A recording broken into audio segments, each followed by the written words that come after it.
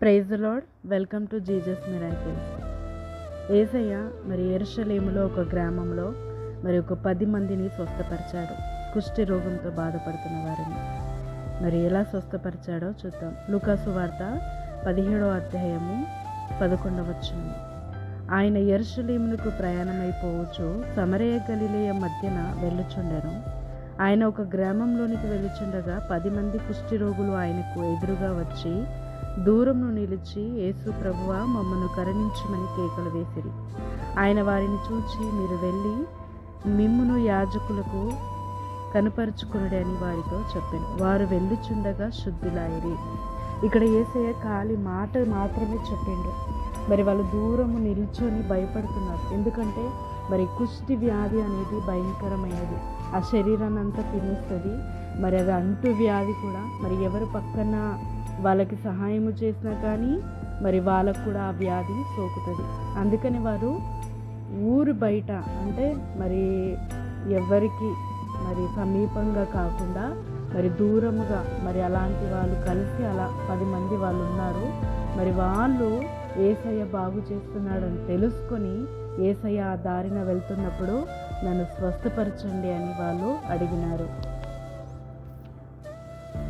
మరి యేసయ్య మరి వాళ్ళ విశ్వాసాన్ని చూసి, మీరు వెళ్ళి యాజకులకి చూయించండి మీ దేహాన్ని. ఎందుకు ఆ విధంగా యేసయ్య చెప్పాడంటే, మేము మంచిగా అయిపోయినామని యాజకులు అంగీకరిస్తే, వాళ్ళు మంచిగా అయ్యారు, శుద్ధులయ్యారని అంగీకరిస్తే మరి వారిని గ్రామంలోనికి మరి ఆ పట్టణంలోనికి రానియడానికి మరి వాళ్ళు అనుమతిస్తారు. కనుక మీరు వెళ్ళి యాజకులకి కనపరుచుకోండి మీ దేహాన్ని అని చెప్పినప్పుడు వాళ్ళు వెళ్తుండగానే వాళ్ళు శుద్ధులైపోయారు. మరి ఒక్క మాట చెప్పాడు యేసయ్య, మీరు వెళ్ళి మీ దేహాన్ని చూపియండి అని. మరి కుష్టి రోగం అంటే చాలా భయంకరమైనది. ఈరోజు మనకి తెలియకుండానే కనిపించకుండానే ప్రతి ఒక్కరిలో మరి ఈ వ్యాధి ఉంది. ఎలా ఈ వ్యాధి ఉంది అని అంటే మరి మన మాటల ద్వారా, అవునా, మన ప్రవర్తన ద్వారా, మరి మనం పలికే ప్రతి మాటను జీవమై ఉన్నది. మరి మనము చెడు మాట్లాడినప్పుడు అవే ప్రభావం చేస్తుంది. మరి అది కూడా శరీరాన్ని తినేస్తుంది. ఆ మాటలు కానీ, ఆ శాపాలు కానీ, మరి ఇతరులని మనం దూషించినప్పుడు కానీ మరి ఆ మాటలు మరి ఆ శరీరాన్ని, నీ శరీరాన్ని మరి నీకే హాని చేయలాగా చేస్తుంది. అదే కాకుండా తరాలపైన కూడా ప్రభావము చూపిస్తుంది. ఈ కుష్టి వ్యాధి అనేది భయంకరమైనది. మరి ఎవరైతే అలా బాధపడుతున్నారో మరి వారి తరాలు, అంటే వారి జనరేషన్స్, వారికి పుట్టే పిల్లలు ఆ విధంగానే లోపంతో పుడతారు. మళ్ళీ వాళ్ళు పుట్టే పిల్లలు అంటే దానికి ఒక మెడిసిన్ లేదు. ఇప్పటివరకు కూడా మరి అది సరైన మెడిసిన్ లేదు. కానీ ఒక యేసయ్యనే బాగు చేయగలుగుతాడు. అయితే మరి కుష్టి అనే వ్యాధితో మరి వాళ్ళు బాధపడి శుద్ధులయ్యారు. ఈరోజు మనము మాట్లాడే మాటలల్లా మరి కుష్టి అనే ఒక వ్యాధి ఉందా? నీ శరీరాన్ని తినేసేది, నీ యొక్క మాటల ద్వారా నీ యొక్క కుటుంబాన్ని తినేసేది, గొడవలు కలిగించేది, మరి నిన్ను ఇబ్బంది కలిగించేటివి అలాంటివి ఏమైనా ఉంటే ఈ రోజు నుంచి దేవుడు వాటన్నిటి నుంచి నిన్ను శుద్ధుడుగా చేస్తున్నాడు, శుద్ధురాలుగా చేస్తున్నాడు. ఎందుకంటే మరి చాలాసార్లు మనం అనుకుంటాం, ఏం కాదులే, ఏమి జరగదులే ఇలా మాట్లాడటం అని. చాలామందికి హ్యాబిట్గా ఉంటుంది.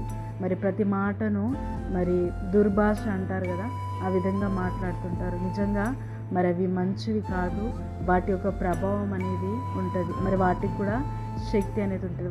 అవి చీకటి కనుక మరి ఈరోజు దేవుడు వాటి నుంచి విడిపిస్తున్నాడు. మరి నిన్ను దూరంగా పెట్టేది, అవునా, నీకు హాని చేసేటివి, మరి నీలో నుంచి తెలియకుండానే, కంట్రోల్ ఉన్నా కూడా తెలియకుండానే వస్తున్నా దేవుడు వాటన్నిటి నుంచి నిన్ను విడిపించి, యాంగర్ నుంచి కూడా నిన్ను విడిపించి, విడుదల కలిగించి, నీకును, నీ కుటుంబానికి, నీ తరాలకి, మరి నీ శరీరానికి దేవుడు కాపాడి ఆశీర్వదించును గాక.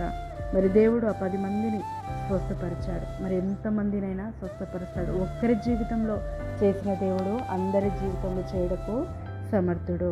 మరి ఈ వాగ్దానము, మరి ఈ అద్భుతము మీ జీవితంలో జరుగునుగాక. ఆమేన్. ప్రార్థన.